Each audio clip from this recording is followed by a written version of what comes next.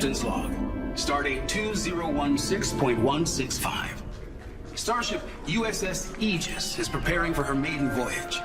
We've gathered some of the most decorated officers in the Federation to test her limits and to prove her place among Starfleet's finest ships.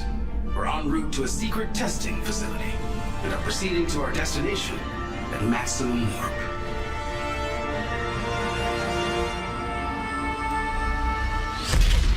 This is amazing! Wow! Absolutely astonishing. When I walked in, I really wasn't sure what I was actually walking into. This is very cool. If I could have imagined what I would have wanted the Star Trek VR game to be, this is it! This is what we've been waiting for. Holy crap, this is amazing. I mean, it really is breathtaking. That was an extraordinary experience to be fully encompassed in a world. Whoa, not into that. You're interacting with each other and you're talking to each other and you're taking orders from the captain and I mean, it's really cool. So there's captain, helm, piloting the ship, tactical, and the engineer routing power and charging warp coils. I'm feeling pressure already. I'm feeling nervous now. All right, shields up. Prepare warp. Take us out. Yes, Captain. Co-op gameplay is not new. I mean, you know, we can play games with our friends, but there's something different about being in a shared virtual environment. Hearing who you're playing with, you can look over and see the person and see them doing their job and talk to them. The team does not succeed unless everybody does their job well. Ship decloaking, activating shields. Okay, shields up. Shields up. I really did not want to lower the shields. While we were under attack, I was very impressed by Levar playing that game today. He really had the language of Star Trek down. And they are transporting, Captain. It was like, yes, this makes you push the buttons. I will say I nailed being the engineer. That doesn't sound good. It's a Klingon. Red alert. Preparing to warp. We're under attack. We have been waiting in anticipation for so long for the technology of virtual reality to catch up with where we imagine we should be and where we all want to go. Line us up for warp, please. We have full power. Ensign, as soon as you can get us the hell out of here, I'd be most grateful. This was really incredible. Hull is down to 20%. Come on, y'all. Punch it. As soon as you can. Here we go. Woohoo! It's your own Star Trek experience in a virtual world where you can hang out with whoever you want. And that's a pretty good deal.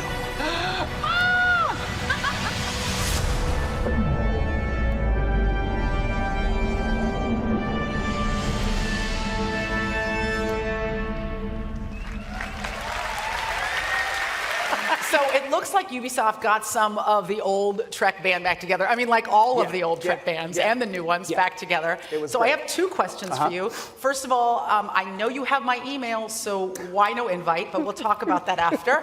And how did the game compare to being on the actual Enterprise? So here's the thing, right? We use our imaginations so much, right? When you're on the set, you guys know that. When you're operating the console, it's really not connected to anything. You knew that, right? You're breaking all our hearts I know, right now. I know. But here's the thing. You don't have to imagine in this game. You are existing in a completely rendered environment. You are on the bridge of a starship and you're with your friends. It's pretty cool. It's so amazing. So what was it like working with that particular crew? All of you having had real Enterprise experience. I know I can't let go of the fact that it's not real. Okay, yeah, I know. But it feels real. Yeah. I mean, it felt real to us when we were doing it. Look, playing with Karl and Jeri was amazing because, you know, we have this special bond that just like you will with your friends when you play. And here's the thing. We really had to work together to accomplish the mission. And what's more Star Trek than that? I mean, you can play as the engineer, or you can drive the ship, you can be tactical, or you can be the captain, but no one position is more important than any other. Everybody has to do their level best in order to get the job done, and that's at the core of what Star Trek has always been about for me. Right, and what people love about cooperative gameplay. Yeah, absolutely. So when you were Geordi LaForge, you were the engineer. Yes. But in the game, you got to be the captain. So I what did that feel like? Well, I told the guys at Red Storm that I was not going to shave my head for the privilege, and so they said fine. For me, it took a minute for me to get acclimated because it was weird how I just sort of slipped into Geordi. It was like that skin, I just like put it right back on again. The lingo, the rhythm, the technobabble, it all, started clicking in, coming back. But I'm used to like responding to an order and not initiating the orders. So I had to engage. That's how we start this thing. So right. It took a moment, but I got the hang of it, and it's such a blast. I think that they really nailed it. The graphics, everything, it's so beautiful, but you will forget all of that. Right.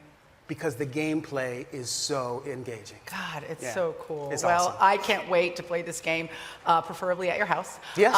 Well, you can come over and then we can play with like Brent and Jonathan Frakes and Michael Dorn. What are you doing to my feelings now? No. Won't that be cool though? Yes, it would be cool. Yeah. I don't want to burst into tears in the middle of this conference, so I'll just cry it out with you after. But thank you so much for talking about this with us today. My pleasure. You are dismissed. But you can't dismiss me unless you outrank me. It's very clear that I don't outrank you by like many levels, so I will just say, make it so, number one. I love you. Oh, I love you too. Oh my God. Guys, Levar Burton, everybody! Levar Burton!